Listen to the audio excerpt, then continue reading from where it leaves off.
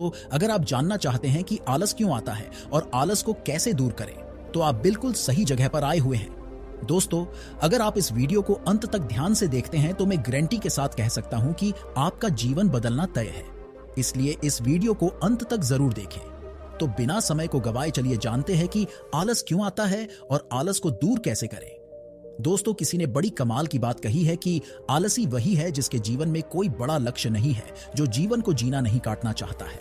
दोस्तों, एक छोटी सी कहानी जिसके द्वारा आप जानेंगे कि कैसे आलस आपके जीवन में आप पर हावी होता जा रहा है और कैसे आप उसे अपने जीवन से बाहर निकाल सकते हैं। तो चलिए कहानी की शुरुआत करते हैं। एक बार एक नौजवान लड़का एक महात्मा के पास आता है और उनसे पूछता है कि मुझे आलस क्यों आता है। फिर वे महात्मा उस लड़के को उत्तर देते हुए कहते हैं कि आलस आने के दो कारण हैं।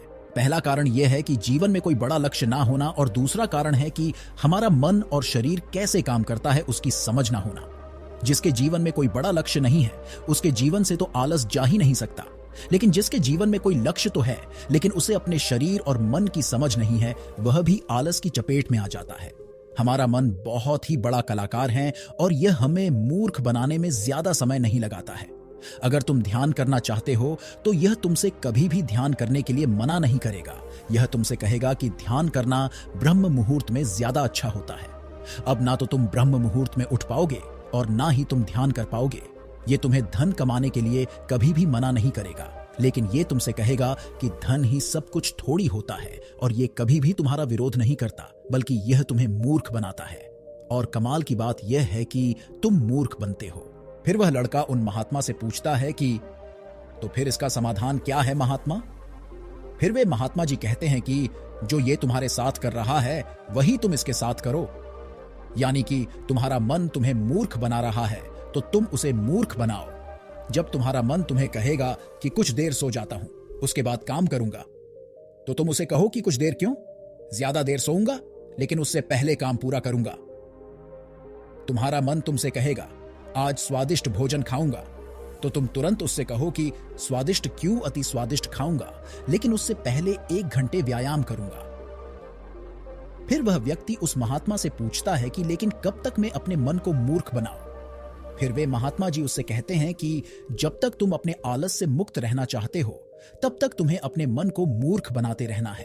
फिर वह व्यक्ति पूछता है कि कभी कभी तो ऐसा होता है कि मुझे अफसोस होता है कि मैं अपने जीवन में कुछ कर नहीं पा रहा हूं, क्योंकि मेरे भीतर से ही कुछ करने का मन ही नहीं करता। फिर ऐसी स्थिति में मैं क्या करूं?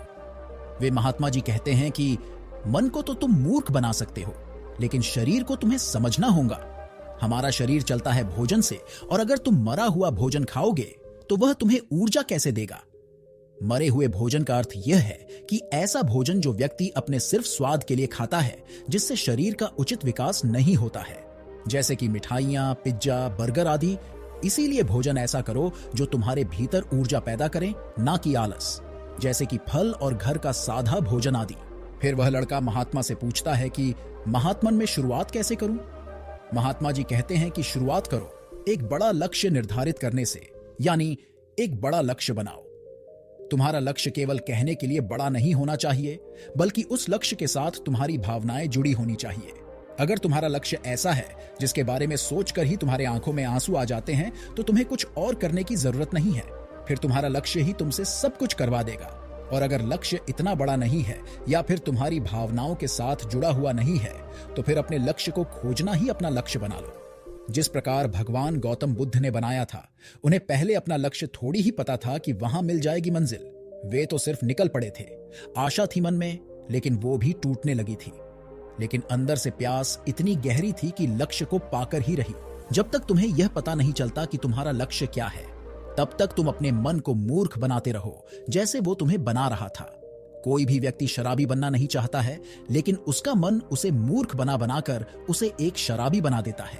कोई भी व्यक्ति चोर बनना नहीं चाहता है, लेकिन यह मन उसे बार बार मूर्ख बना बनाकर उसे एक चोर बना देता है। एक बात को तुम हमेशा याद रखना कि जब तक तुम बुद्धि से ऊपर उठकर बुद्ध नहीं हो जाते, तब तक तुम्हारे पास 2 विकल्प है।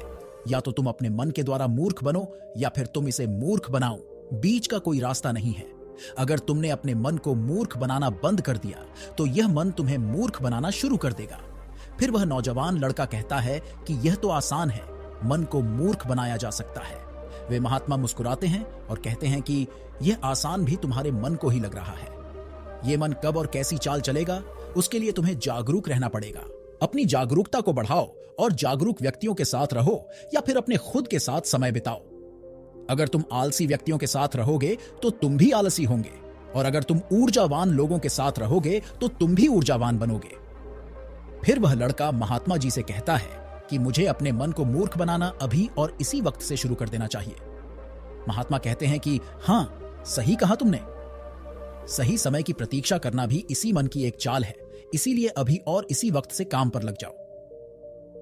दोस्तों, आज की यह कहानी आपको कैसी लगी और इस कहानी से आपको क्या सीखने को मिला, यह हमें नीचे कमेंट करके जरूर बताएं। साथ ही अगर आपको यह कहानी पसंद आई होगी तो इस कहानी को अपने दोस्तों के साथ अवश्य शेयर कीजिए। दोस्तों, आज के इस आलस क्यों आता है और आलस को दूर कैसे करें, कहानी में सिर्फ इतना ही। दोस्तों, हम आपसे फिर मिलेंगे ऐसे ही एक इंटरेस्टिंग और लाइफ चेंजिंग कहानी के साथ। तब तक के लिए आप जहां भी रहिए खुश रहिए और खुशियां बांटते रहिए। आपका बहुमूल्य समय देने के लिए बहुत बहुत आभार।